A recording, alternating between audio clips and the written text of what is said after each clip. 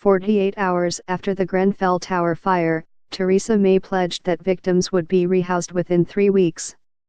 It was a wildly optimistic target, and the authorities' failure to come close has sparked anger and despair. Only 1 in 5 of the Grenfell Tower households has been permanently rehoused.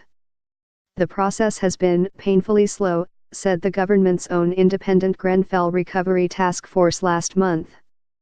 Targets have repeatedly changed. In July, the Royal Borough of Kensington and Chelsea said rehousing would happen as quickly as possible. In October, it said temporary or permanent accommodation would be offered to all residents in hotels before Christmas.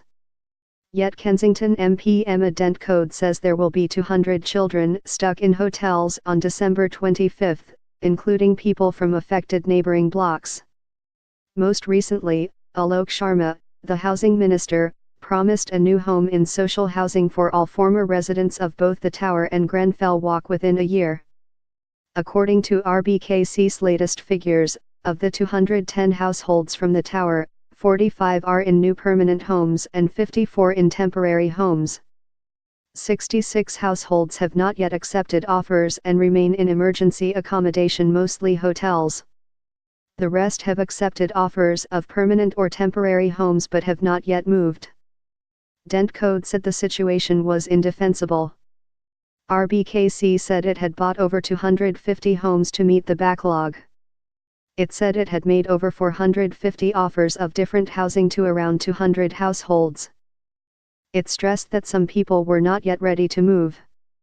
RBKC said the homes would be fully furnished with curtains and white goods at no extra cost, on top of which residents would receive a £10,000 Fresh Start grant from the Kensington and Chelsea Foundation.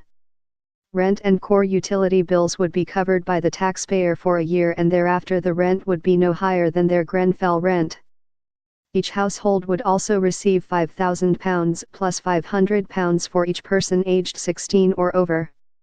But some bereaved residents stress they don't need money or possessions, because they are not poor people. The most important thing is a home for their families. In September, the community's secretary, Sajid Javed, said residents were keen to learn what the plans are for the site of the Tower and surrounding area. In November, he added, "You are in the driving seat for decisions related to it." But since the first days after the fire, people have complained that the sight of the burned-out shell of Grenfell every morning re-traumatizes them, and they feel their wishes for the future of the site have not been met. One thing that creates a lot of anxiety and stress is the question of what happens to the site, said Ahmed El Ghwari, whose wife and mother were killed in the fire, and who is now involved with the Grenfell United Survivors Group.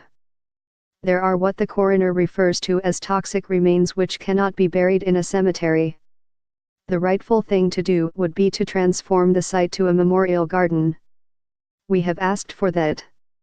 Whether we will get that I don't know.